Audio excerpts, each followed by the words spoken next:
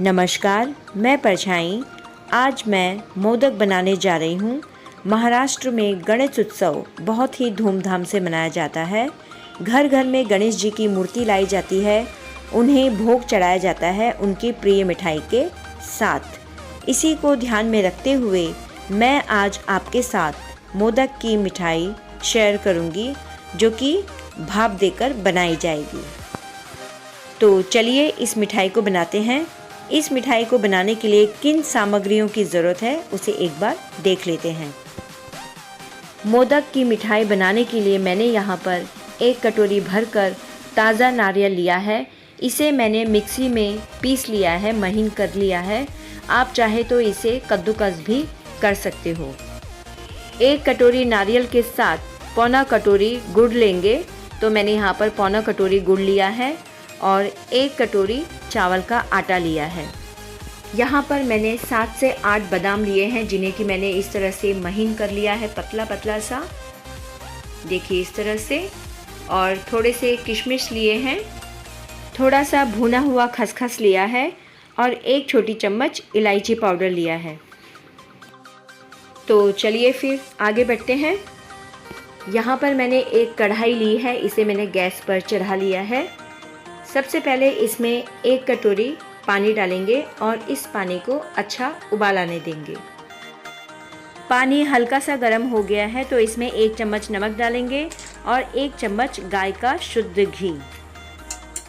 पानी में इन्हें अच्छी तरह से चम्मच से घोल लेंगे और उबाल आने का इंतज़ार करेंगे। तो देखिए यहाँ पर पानी में उबाल आ चुका है। अब इसमें हम चावल का आटा डालेंगे। एक तरफ चावल का आटा धीरे धीरे करके डालना है और एक तरफ इसे चम्मच से घुमाते रहना है। अब गैस को ऑफ कर लेंगे। इसे चम्मच से इसी तरह से घुमाते रहेंगे, ऊपर नीचे करते हुए अच्छी तरह से पानी में चावल को मिला लेंगे। चावल के आटे को पानी में मिलाने के बाद इसे अब 5 मिनट ढककर रखेंगे, जिससे कि आटा अंदर से अच्छी तरह से पक जाए और मोदक बनाने के लिए आटा अच्छी तरह से सॉफ्ट हो जाए। तो चलिए जब तक आटा तैयार होता है तब तक एक कढ़ाई में मैंने गुड़ को डाल लिया है और इस गुड़ को हम बिना कुछ डाले हुए इसे इसी तरह से पिघलाएंगे। गैस की आंच को लो टू मीडियम रखते हुए इसे हम अच्छी तरह से पिघलने देंगे गुड़ को। तो देखिए यहाँ पर गुड़ हमारा पिघल चुका है। अब इसमें सबसे पहले इलायची पाउडर डालेंगे और इसे अच्छी तरह से मिला लेंगे। इलायची पाउडर मिलाने के बाद अब इसमें 1 चम्मच जो हमने खसखस लिया है इसे इसमें डाल लेंगे और इसे भी अच्छी तरह से मिला लेंगे। ये खसखस मैंने भुना हुआ है, इसीलिए इसे मैंने डायरेक्ट डाला है गुड़ में। अब बारी आती है ताज़े नारियल डालने की। तो यहाँ पर मैंने नारियल को मिक्सी में पीसा है। आप कद्दूकस में पीसोगे तब भी यही स्वाद आने वाला है मिठाई में। इसी के ही साथ महीन किया हुआ बादाम डाल देंगे और जो थोड़े से किशमिश हमने निकाले थे इसे भी इसी में मिला लेंगे। अब चम्मच से अच्छी तरह से मिलाते हुए ऊपर नीचे करते हुए इसे पूरे गुड़ में मिला लेंगे अच्छी तरह से।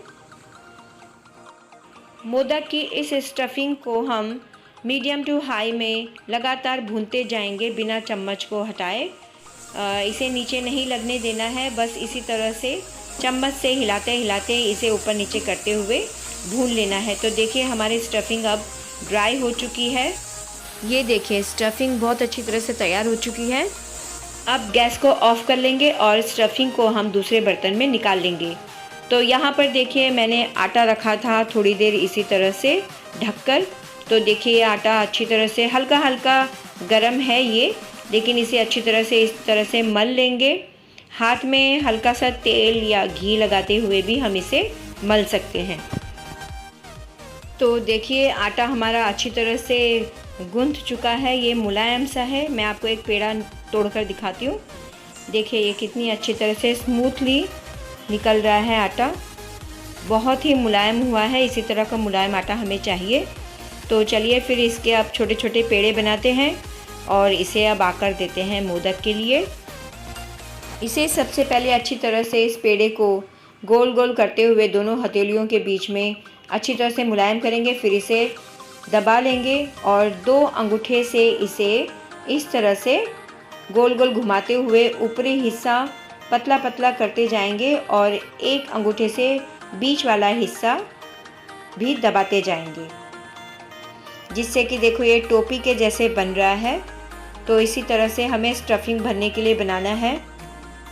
इस तरह से गोल कर लेंगे, छोटी पूरी के आकार का बना लेंगे। और देखिए स्टफिंग भी हमारी अब ठंडी हो चुकी है। अब इसमें इसे भर लेंगे।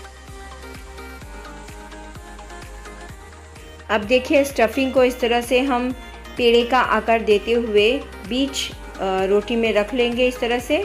और देखिए साइड से इस तरह से डिज़ाइन निकालेंगे। नीचे से ऊपर तक इसी तरह का शेप लेंगे और ऊपर हम हल्का सा दबा लेंगे। इसी तरह से 5-6 बार इस तरह से दबाते हुए एक डिज़ाइन का रूप देंगे और फिर बाद में इसे इकट्ठा करके मोदक का आकार दे लेंगे।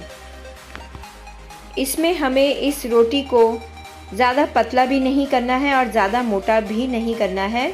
आपका आटा जितना मुलायम रहेगा उतनी ही अच्छी डिज़ाइन से ये मोदक बन के तैयार होगा।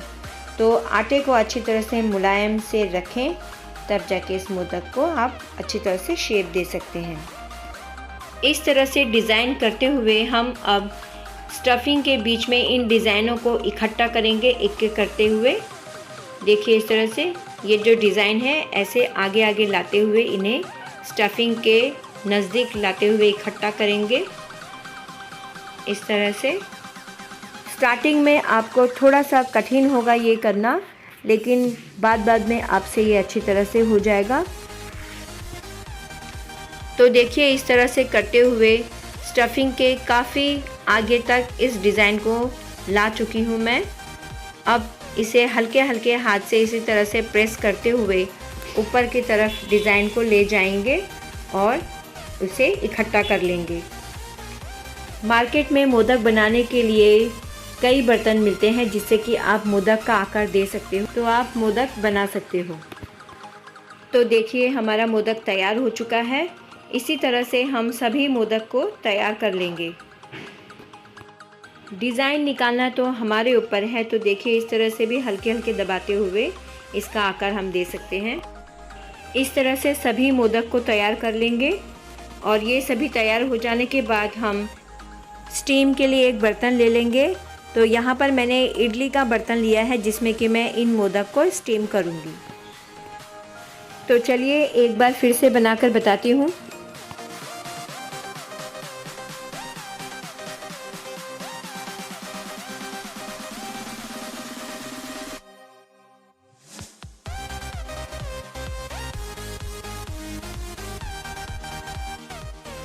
तो देखिए यहाँ पर मैंने स्टीम करने के बर्तन की छन्नी को इस तरह से घी से ग्रीस कर लिया है। अच्छी तरह से घी लगा लिया है उसमें, जिससे कि मोदक चिपके ना। स्टीम करने के बर्तन में मैंने 3 गिलास पानी डाल लिया है। अब इस पानी को हम गर्म करेंगे। 5 मिनट पानी को हाई फ्लेम पे मैं गर्म कर चुकी हूँ। अब इस छन्नी में हम एक एक करके मोदक को रखेंगे स्टीम करने के लिए। सभी मोदक को रखने के बाद गैस की फ्लेम को हाई कर लेंगे और इन मोदक को हम पकने के लिए रख लेंगे। 10 मिनट तक हमें हाई फ्लेम पे इन्हें पकाना है।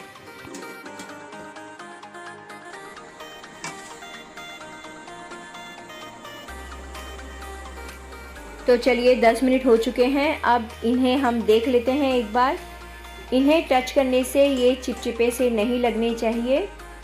तो ये चिपचिपे नहीं लग रहे हैं, मैंने टच करके देख लिया है।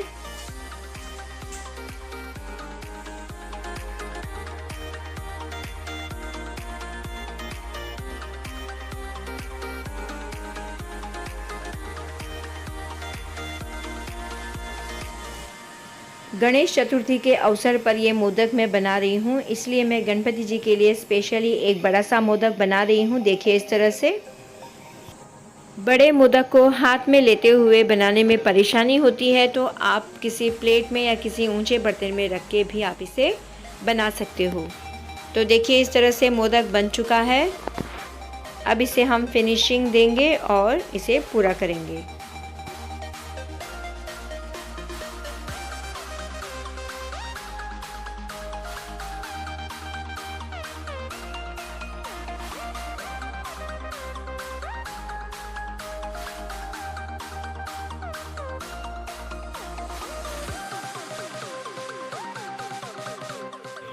तो चलिए, बड़ा सा मोदक भी तैयार हो चुका है। अब इसे भी स्टीम करने के लिए रख देंगे और 10 मिनट तक इसे हाई आंच में पकाएंगे। 10 मिनट हो चुके हैं, मोदक तैयार हो चुके हैं। तो देखिए, मैंने प्लेट में मोदक को सजा लिया है। तो चलिए फिर, हमारे मोदक तो सभी तैयार हो चुके हैं। मोदक बहुत अच्छे बने हैं, स्वादिष्ट और मुलायम से। तो आप भी इस तरह से फटाफट से बनाइए मोदक को और गणेश चतुर्थी का आनंद लीजिए। अगर आपको ये रेसिपी अच्छी लगी हो तो ढेर सारा लाइक करना, शेयर करना अपनों के साथ, अपने फ्रेंड्स, अपने रिश्तेदारों के साथ, सब्सक्राइब करना और बेल आइकन ज़रूर दबाना, जिससे कि मेरी अगली वीडियो आपके पास पहुंच जाए। अब मिलते हैं अगली वीडियो में।